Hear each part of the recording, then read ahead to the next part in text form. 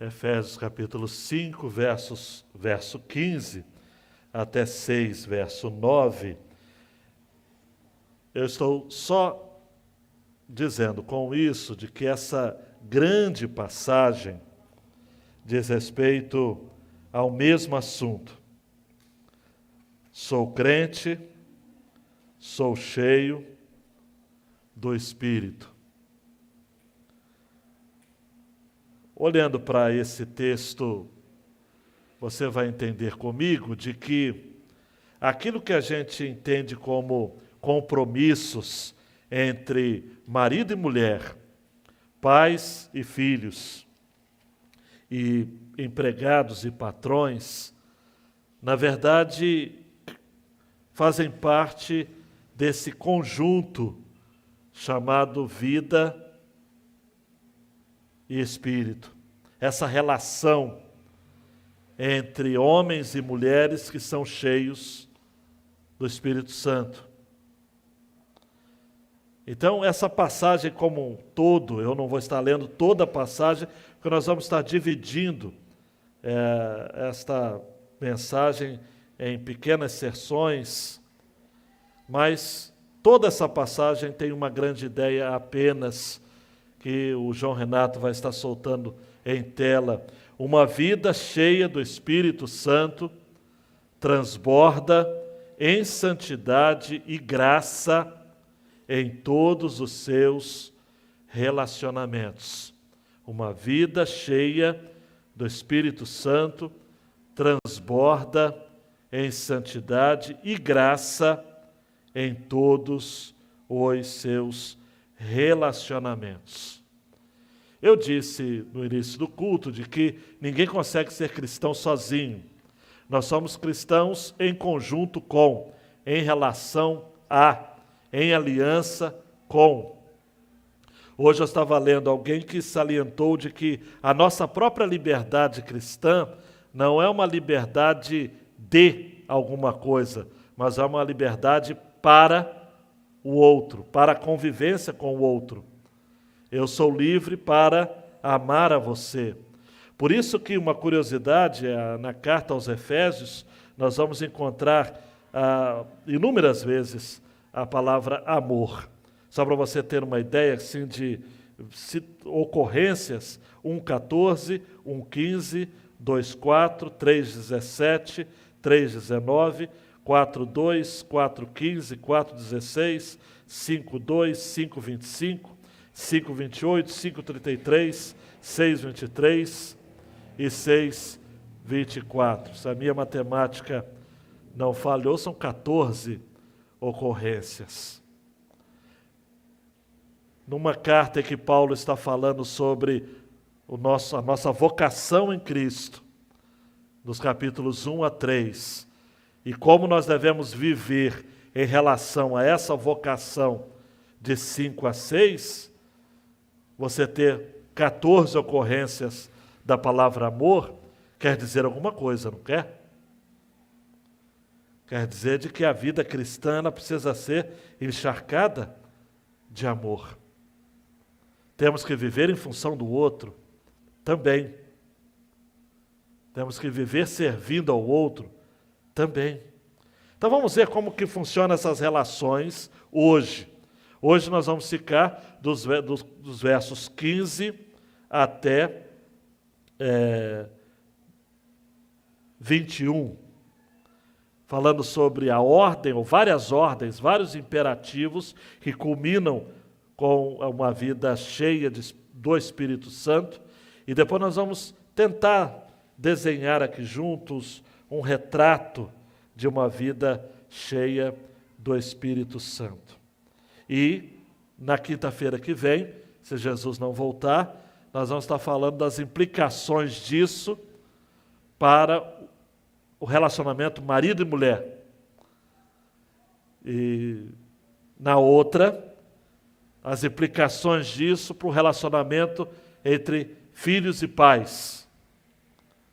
E na outra, as implicações disso para o relacionamento entre empregados e patrões.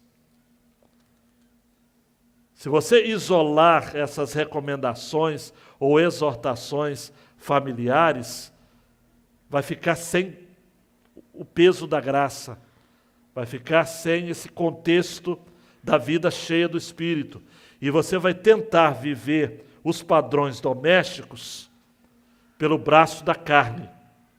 E aí vai dar ruim, vai dar errado. Por isso que é o entendimento que eu estou lhe propondo. Se você conseguir entender isso, nós vamos falar a mesma língua. Somente uma vivência no Espírito Santo, somente um enchimento constante do Espírito Santo é que nos vai fazer viver uma convivência saudável em casa e na rua. Então vamos ao texto, capítulo 5 de Efésios, a partir do verso 15. Portanto, tenham cuidado com a maneira como vocês vivem, e vivam, não como tolos, mas como sábios, aproveitando bem o tempo, porque os dias são maus. Por esta razão, não sejam insensatos, mas procurem compreender qual é a vontade do Senhor. E não se embriaguem com vinho, pois isso leva à devassidão, mas deixem-se encher do Espírito, falando, olha só essa ênfase, entre vocês, com salmos, hinos e cânticos espirituais, cantando e louvando com o coração ao Senhor, dando sempre graças por tudo a nosso Deus e Pai, em nome de nosso Senhor Jesus Cristo.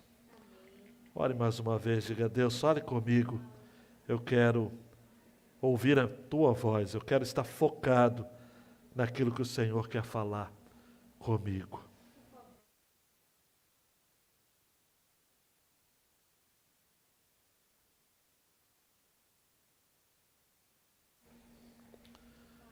Faça isso, Deus, sem reservas.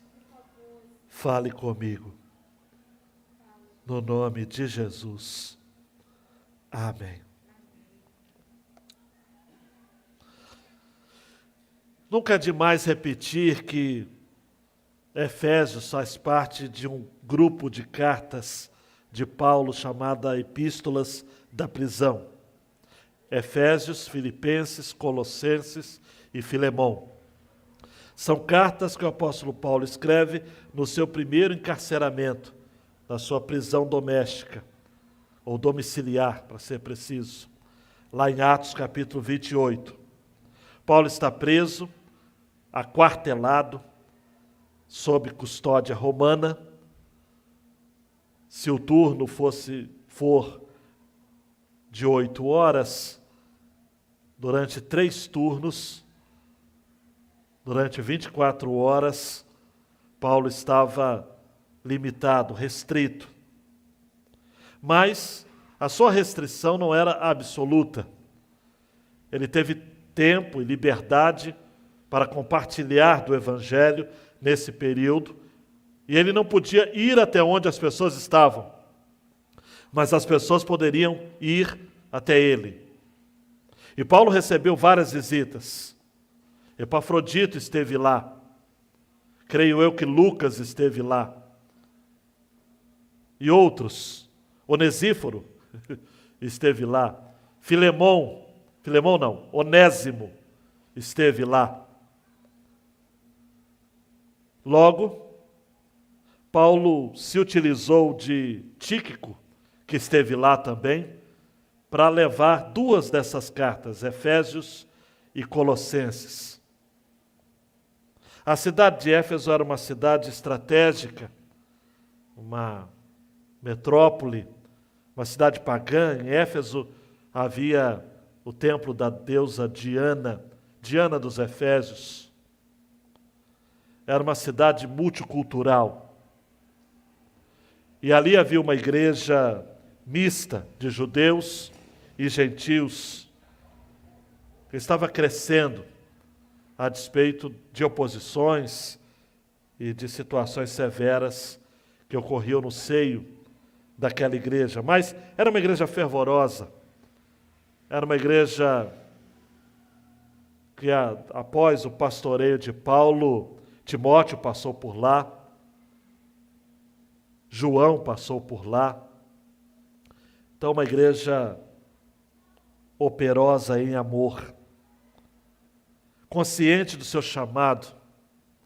Paulo, então, resolve escrever esta carta para evocar a necessidade daquele grupo de irmãos viverem em amor e união naquele tempo.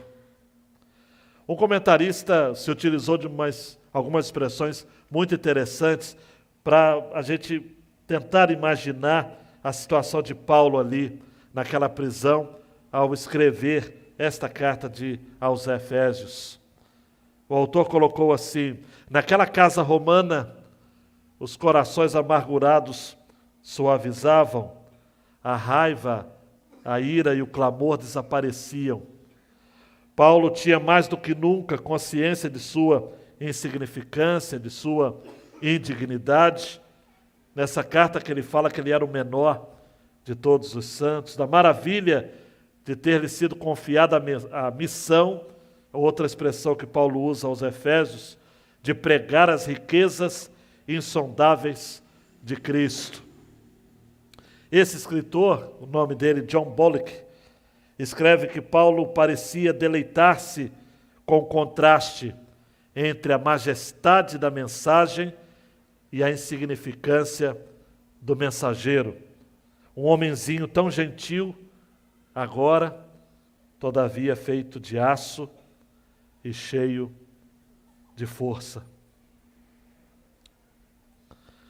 Mark Dever vai dizer de que, diferentemente das cartas às igrejas de Corinto e da Galácia, nós não sabemos qual foi a situação particular que motivou Paulo a escrever esta carta.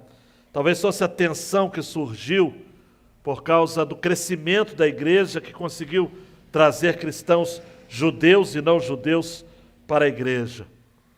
Mas concordo com Dever quando ele vai dizer que, seja qual tenha sido a situação, Paulo produziu uma carta adorável, uma adorável carta, que nos ajuda a entender melhor o que Deus fez por nós, para fazer o que Ele nos chama a fazer e por que Ele faz tudo isso.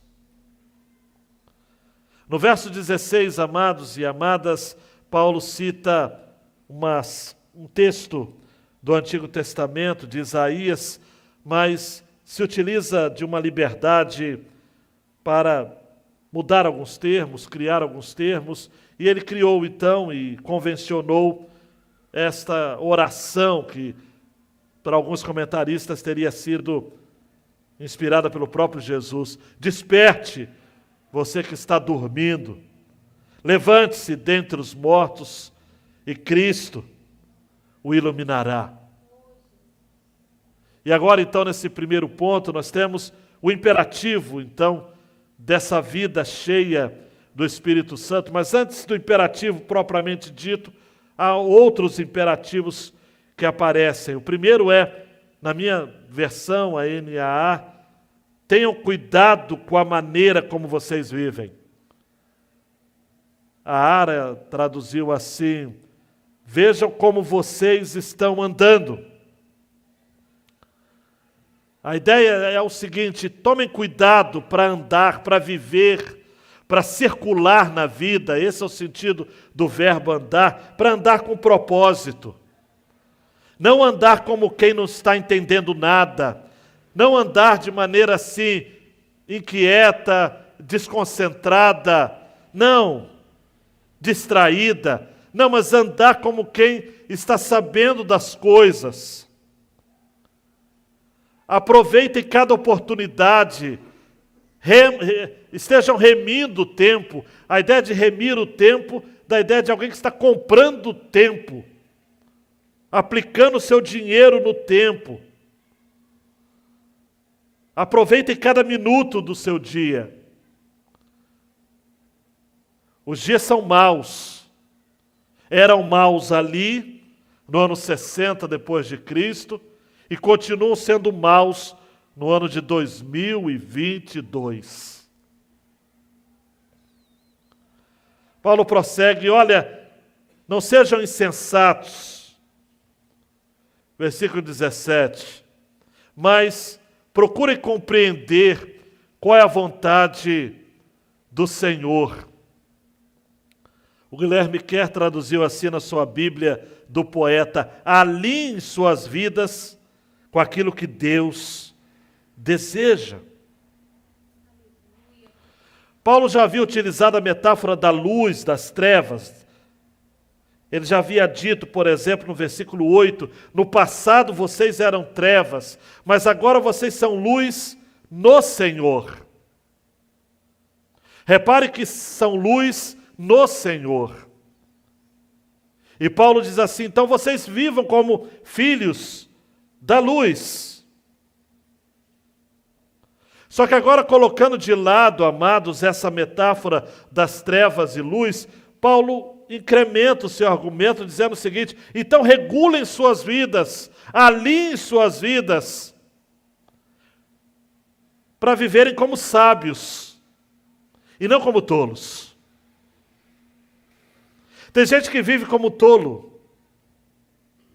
Tem gente que está levando a vida sem prudência. A ideia de tolice é uma ideia de insensatez. Tem gente, amados, que é esperto, mas não é sábio. Tem gente que tenta buscar na filosofia deste mundo, na cultura pessoal, princípios para se dar bem na vida. Mas enquanto você não for matriculado na escola de Deus, você não vai conhecer a verdadeira sabedoria. Paulo, ao escrever Provérbios, deixou isso claro. O temor ao Senhor é o princípio da sabedoria. Em você lendo os primeiros 9 capítulos de Provérbios, Salomão está deixando bem claro isso. Que a sabedoria, do ponto de vista bíblico, é o conhecimento aplicado à prática de uma vida que é governada pelo Senhor, regulada pelo Senhor. Usando uma metáfora musical, espero que não esteja confundido, é como aquele aparelhinho chamado diapasão, onde se afinam, então, as cordas do violão a partir daquele Lá universal. Há um Lá universal, há um tom universal, há um padrão universal, há um modo de regular a vida de acordo com Deus, com a lógica de Deus. O grande desafio, Calvino coloca esse ponto no seu comentário, é de que devemos ter Deus como nosso guia e mestre, a fim de que Ele nos ensine qual é a sua vontade para nós. Por isso a ênfase no viver, ou em algumas versões, no andar. Por isso a ênfase de fazer essa oposição, no versículo 15, entre tolos e sábios. Você tem sido sábio? Você tem sido prudente? Você tem procurado regular a sua vida pelo padrão de Deus?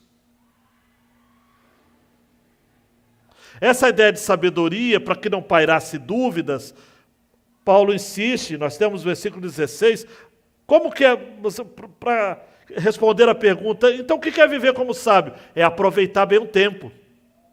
Só que esse aproveitar bem o tempo não é um carpe diem, não é um curta o dia, não é um viva esse dia, não é um aproveite o dia, não, é aproveite bem. É remir o tempo. A NVI traduziu assim: aproveitando ao máximo cada oportunidade. É entender que a vida é única. Que nós vamos até aprender com os nossos erros, mas não precisa ser necessariamente assim. Nós temos, de algum modo, amados e amadas, de entender o tempo que a gente está vivendo. Entender as questões que estão nos acontecendo ao nosso redor. Por isso que Paulo vai escrever aos Colossenses 4, 5, um texto paralelo a esse: sejam sábios no modo de agir com os que são de fora e aproveitem bem o tempo. Aproveitem bem. Existem decisões que você vai tomar hoje e que você vai ver resultados depois.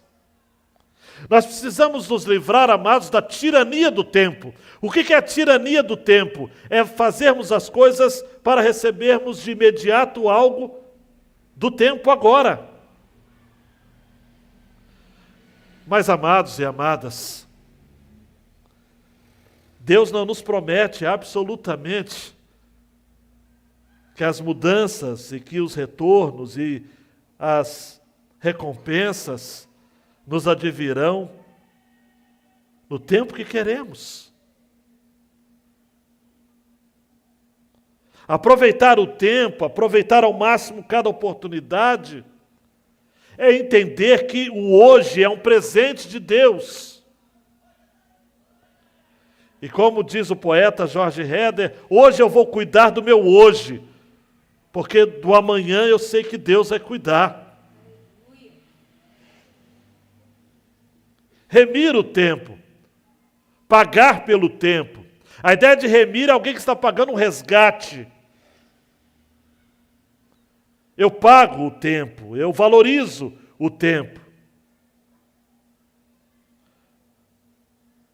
Então, os imperativos, amados, que antecedem esse imperativo maior do ser cheio do Espírito é: vede prudentemente como andais, não vos torneis insensatos, procurai compreender qual é a vontade do Senhor. E a ideia de compreender a vontade do Senhor é o seguinte: ouça, presta atenção. A vontade do Senhor não lhe virá, ou não virá ao seu encontro por um encontro místico, esotérico. Não é um boom e de repente você vai se arrepiar todinho. Você vai ficar toda agitada. E aí então a vontade de Deus será revelada. Não, é uma compreensão. Calma, tranquila. No seu coração. Sabedoria é entender qual é a vontade de Deus. Isso me faz lembrar o Salmo 119, 9. De que maneira o jovem pode guardar puro o seu caminho? Observando segundo a tua palavra. E você pode substituir jovem aqui por adulto, por idoso, por criança, por junior, por adolescente, o que seja.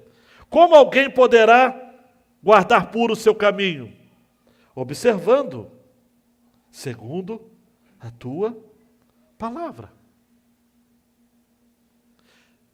E uma das bênçãos, amados e amadas, que nós temos no nosso contato com as Escrituras, e Kevin DeYoung vai dizer isso no seu livro Brecha em Nossa Santidade, é que Deus se preocupa conosco o suficiente a ponto de nos mostrar seus caminhos e dirigir o nosso caminhar. Ele não apenas aponta o caminho, mas Ele nos dirige em nosso caminhar.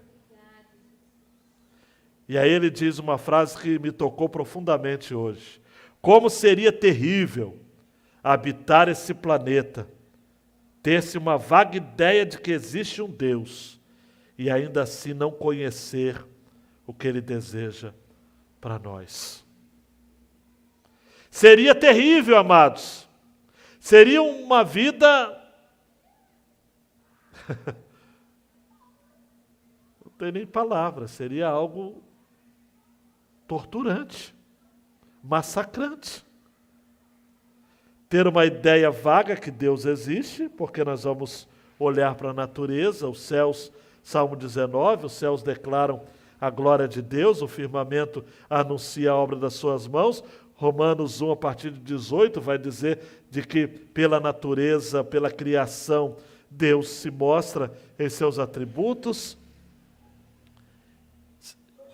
e sem saber o que Ele quer de nós. Nós iríamos, queridão e queridona, viver olhando para os céus e dizendo: Deus, se o Senhor existe, fala comigo, o que o Senhor quer de mim? Mas nós temos, amados, os imperativos. Nós temos os estatutos divinos. Então, os estatutos divinos são um presente. E Deus nos deu a sua lei porque Ele nos ama. Ele nos ama. Por isso, João Renato, há um retrato que Paulo desenha aqui. Caminhando para, diante de tantos imperativos e recomendações, há um retrato que vai estar moldurando ou emoldurando o imperativo maior do texto, que é: deixe-se encher do Espírito, que é o 18 a 21. E esse retrato, olhe para mim, se você se perder, vai ser uma pena, alcança todas as áreas da nossa vida. Mente, alma, coração. Aquilo que eu penso, aquilo que eu ouço, aquilo que eu falo. Tudo. Paulo diz, acompanhe no texto: e não se embriaguem com vinho, pois isso leva à devassidão.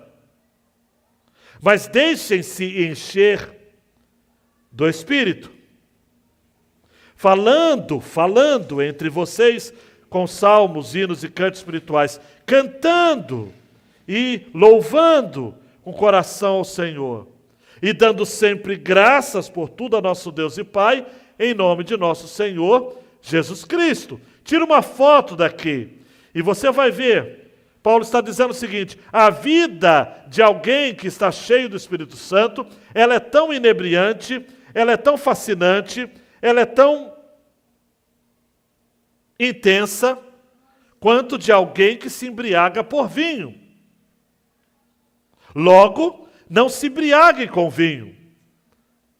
Não é esse frenesi, não é essa sensação, não é esse exagero que eu quero que vocês vivam.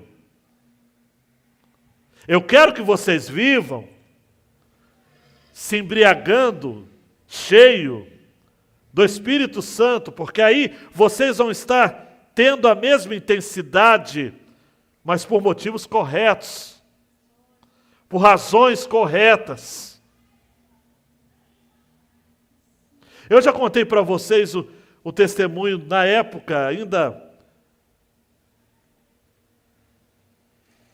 em que Martin Lloyd Jones estava na igreja em que ele era pastor, e uma mulher, ela vem do espiritismo, e diante de tantas cerimônias que ela estava envolvida, e ela tinha percepções e experiências realmente com demônios, experiências das mais variadas, em que ela realmente vivia intensamente ali. Ela é convertida e aí ela começa a viver também a alegria, a fluência, toda aquela sensação. E aí perguntaram para ela: olha, você tinha também experiências assim, sensoriais, experiências extravagantes, lá onde você estava, no Espiritismo? Ela disse sim. E é a mesma experiência também de frenesi, de extravagância, que você está tendo hoje? Sim, Qual a diferença? É que agora o espírito é limpo.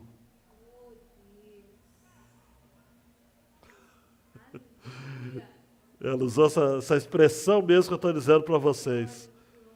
O espírito é limpo.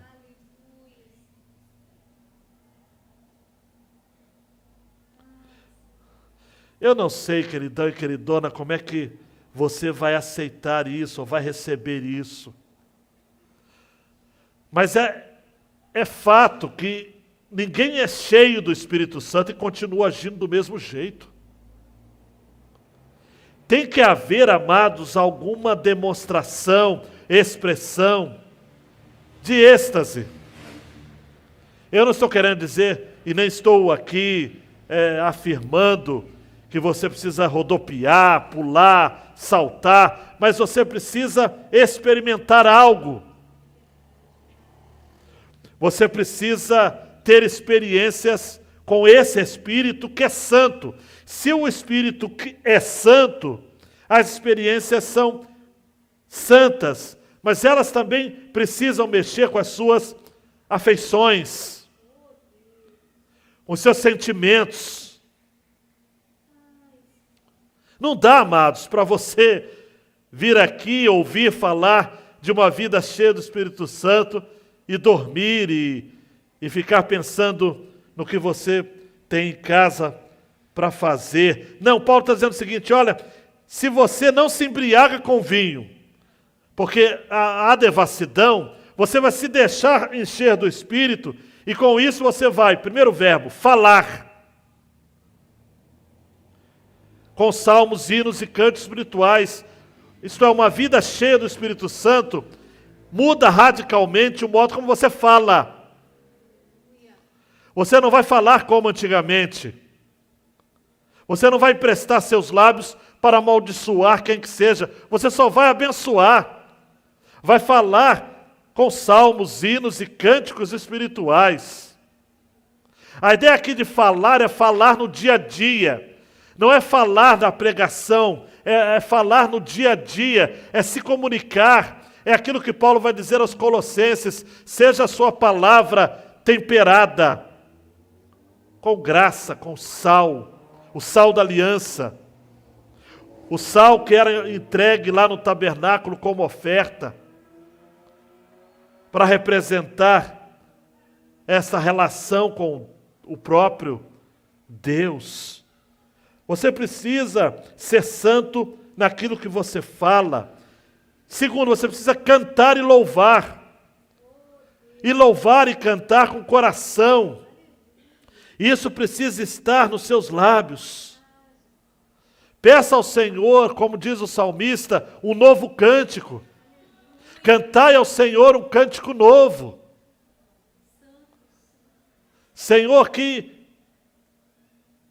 eu possa refletir com os meus lábios, que os meus lábios sejam a expressão da meditação do meu coração, do meu amor por Ti, Senhor.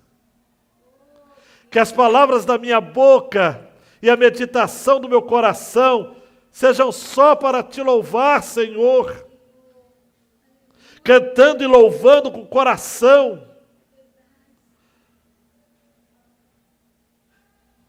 Outra expressão, você vai ser grato, dando sempre graças. Repita comigo, sempre. Sempre graças por tudo a nosso Deus e Pai, em nome de nosso Senhor Jesus Cristo. Você vai ser grato. Grato. Grato por tudo. E aí, não mais importante, não posso deixar de fora aqui o verso 21, embora esse verso 21 eu vá comentar mais a miúdo na próxima mensagem, que essa sujeição mútua que há uns aos outros no temor de Cristo, amados, é o clímax. É o clímax. Eu não vou me relacionar com meu irmão para competir com ele. Eu vou me relacionar com meu irmão para abençoar a ele. Você vai dizer para o seu irmão, olha, eu quero abençoar você. Você vai dizer para o seu cônjuge: eu quero abençoar você. A mulher diz: a minha submissão a ti é ao Senhor. O marido fala: o meu amor por ti é como o amor de Cristo à igreja. Os pais vão amar os seus filhos e vão criá-los no caminho, na doutrina, na demonstração do Senhor, e não vão provocar a ira a eles. Os filhos, por sua vez, vão honrar os seus pais, que é o primeiro mandamento, com promessa.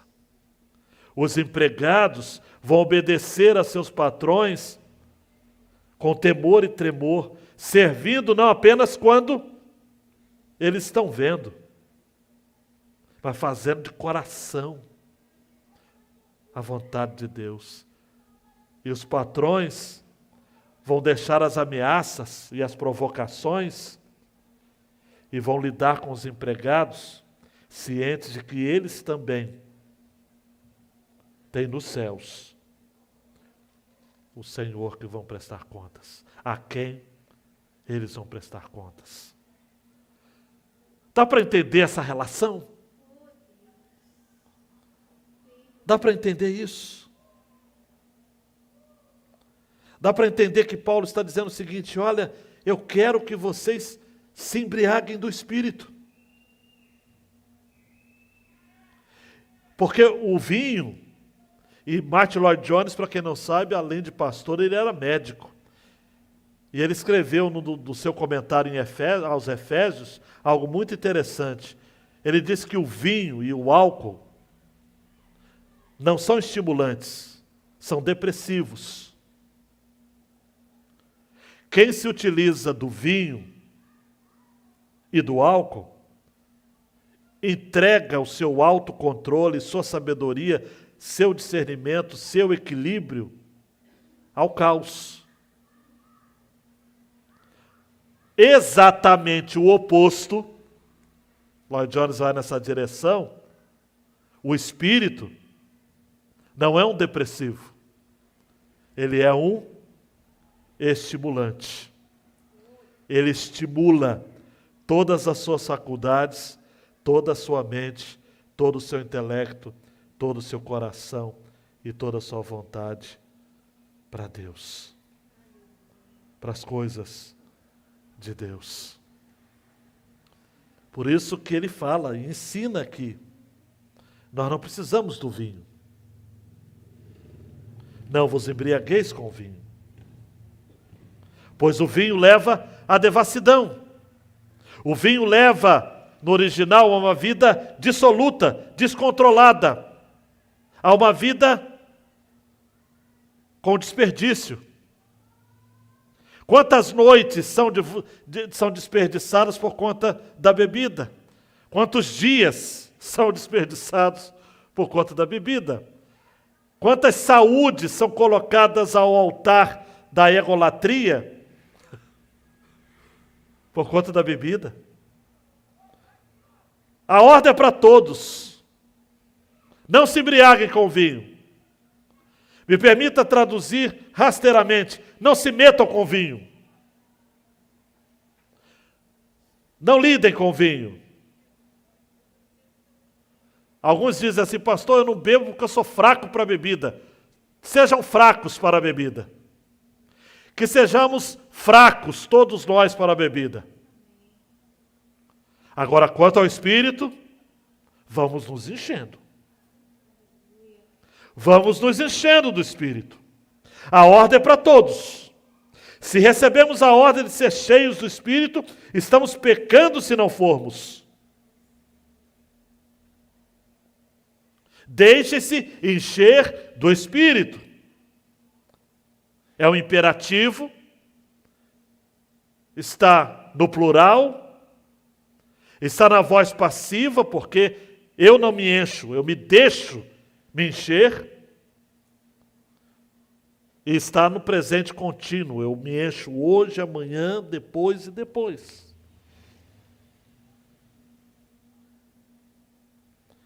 Jesus em João 7, 37 e 38, se levanta num dia de uma das festas e diz: se alguém tem sede, venha a mim e beba. Quem crê em mim, como diz a Escritura, rios de água viva correrão do seu ventre. Em Atos 4:31 nós temos uma evidência do que uma igreja vive quando é cheia do Espírito Santo. Tendo orado, moveu-se o lugar em que estavam reunidos e todos foram cheios do Espírito Santo. Aí vivemos, amados, a comunhão do Espírito, falando com salmos, louvando ao Senhor juntos. Salmo 95, vinde cantemos ao Senhor, jubilemos a rocha da nossa salvação. Entoamos, louvamos de coração, com gratidão, amados. Os crentes em Cristo Jesus aprendem a ser gratos. Não é à toa que a palavra gratidão vem da mesma raiz da palavra graça. Sempre dando graças. Em tudo dai graças, diz a palavra de Deus. Porque esta é a vontade. É a vontade de Deus. E aí, por fim, nós vamos nos submetermos uns aos outros. E só para adiantar algo que eu vou repetir na quinta que vem, a palavra submissão é uma palavra de origem militar. Em outras palavras, olhe para mim, não é uma atitude voluntária. É uma atitude de imposição. É estar sob o comando de um líder.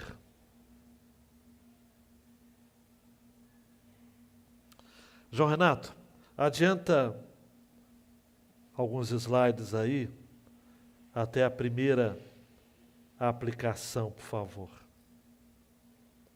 Isto. Diz assim: a vida de um cristão é marcada pelos valores da sabedoria de Deus, e não as desse mundo. Não se trata de esperteza, mas de santidade. Essa é a única aplicação que eu vou fazer nesta noite. Sabedoria de Deus. E aí eu vou evocar Tiago 3, a partir do versículo 13. Que Tiago diz assim, preste atenção: quem entre vocês é sábio e inteligente? Mostre as suas obras em mansidão de sabedoria, mediante a sua boa conduta. E aí Tiago fala daquilo que não é sabedoria, é esperteza. Se pelo contrário, vocês têm em seu coração inveja amargurada e sentimento de rivalidade, não se gloriem disso, nem mintam contra a verdade. Essa não é a sabedoria que desce lá do alto. Pelo contrário, é terrena, animal e diabólica. Pois onde há inveja e rivalidade, há confusão e toda espécie de coisas ruins. É a esperteza. É a lei de Gerson. Ela é querer levar vantagem em tudo. Mas a sabedoria lá do alto essa é de Deus, pura, pacífica, gentil, amigável, cheia de misericórdia e de bons frutos, imparcial e sem fingimento. E aí Tiago conclui: ora, em paz que se semeie o fruto da justiça para os que promovem a paz. Enchei-vos do Espírito. Deixem-se encher do Espírito. Como é que a gente poderia ilustrar, para terminar, para deixar ainda mais claro, essa ideia de ser cheio do Espírito? Ao final de uma escola dominical, 3 adolescentes queriam entender melhor esta aula. E chamaram o pastor que estava lecionando, responsável pelos jovens, e disse assim: pastor, a Bíblia diz, lá em Efésios, que nós devemos ser cheios do Espírito. Mas como uma pessoa pode ser cheia do Espírito? Nisso, o pastor teve um insight. Vamos fazer o seguinte: vamos até o depósito da igreja para buscar uma peneira. E aí vocês vão ao rio e encham essa peneira com água. Quando vocês conseguirem, vocês vão entender. Os adolescentes ficaram sem entender muito, mas peneira? Rio? O que isso tem a ver? Você deve estar brincando, né? Mas foram. Continuaram incrédulos, mas foram até o rio e lá tentaram diversas vezes, mas não conseguiram pensar em alguma maneira de encher a peneira de água. Nisso, 2 deles disseram: esse pastor está doido. Nós vamos passar aqui a tarde inteira tentando encher essa peneira. Nós vamos embora. Um dos adolescentes discordou e disse: não. O pastor os desafiou. E eu não vou voltar para a igreja sem uma resposta. Lembra que a gente perguntou o que é ser cheio do Espírito Santo. Então ele ficou elaborando uma estratégia. Os 2 foram embora. E ele ficou sozinho, pensando. Horas mais tarde, o pastor foi até a margem e encontrou aquele jovem lá. Ele mergulhava a peneira e levantava. Ao ver o pastor, o adolescente ficou triste, disse: pastor, quando eu coloco a água, a peneira na água, ela fica até cheia, pastor. Mas quando eu tiro, ela esvazia. E é impossível mantê-la cheia. Não dá. O pastor sorriu e disse: você encontrou a resposta. Você só consegue manter a peneira cheia quando ela está mergulhada na água. E o adolescente não estava entendendo ainda, perguntou: mas o que tem a ver isso com ser cheio do Espírito Santo? O pastor disse: é da mesma forma, meu filho. Nós somos a peneira. A água do rio é o Espírito Santo. Você só vai conseguir ser cheio quando você estiver mergulhado nele.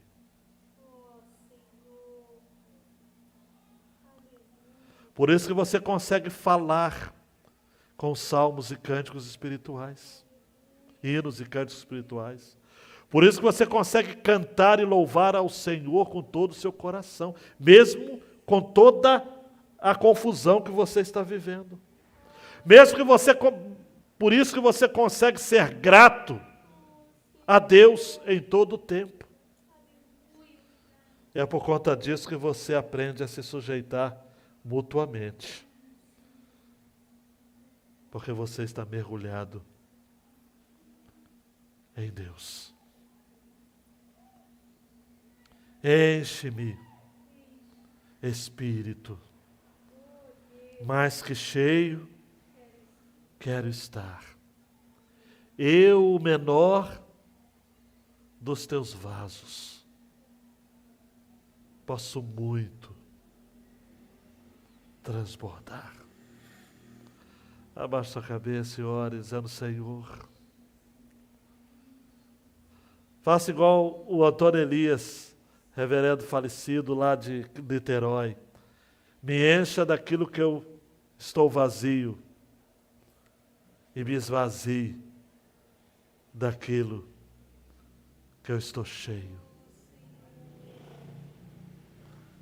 Cheio de Deus. cheio do Espírito Santo. Só assim, amados e amadas, nós vamos viver nesse mundo.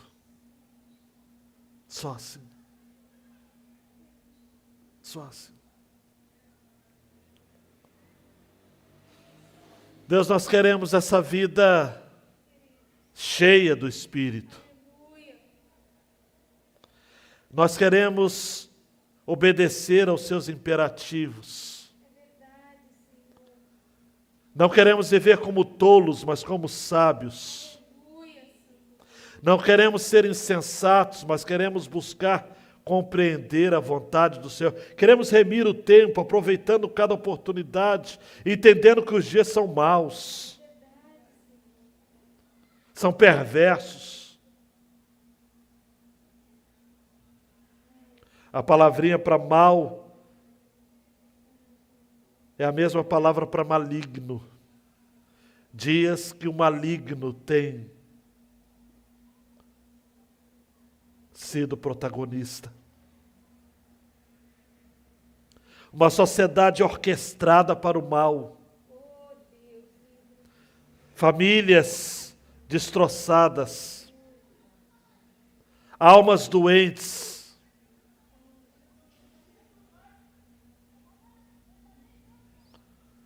Gente que não tem mais motivos para viver, inclusive. E aí o Senhor nos diz, não se envolvam com vinho. Vocês não têm nada a ver com vinho. O vinho provoca dissolução, devassidão. Vocês têm a ver com o Espírito. Deixe-se encher do Espírito continuamente. Ah, Deus. Esse é o tempo.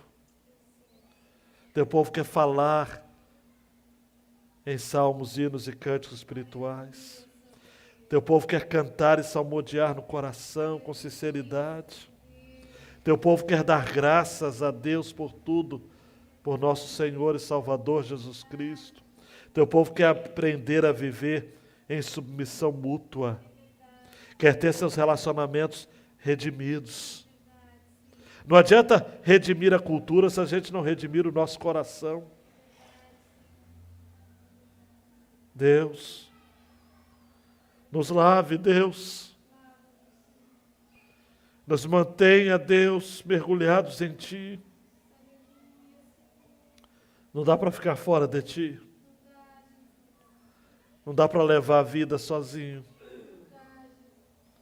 Não dá para viver de qualquer jeito. Diga para Deus agora, Deus, eu não quero viver de qualquer jeito. Deus, eu não quero viver de qualquer jeito. Eu quero me deixar encher constantemente do Espírito Santo de Deus. No nome de Jesus. Amém. Ore silenciosamente. Peça a Deus que cimente, confirme, substancialize essa mensagem em seu coração.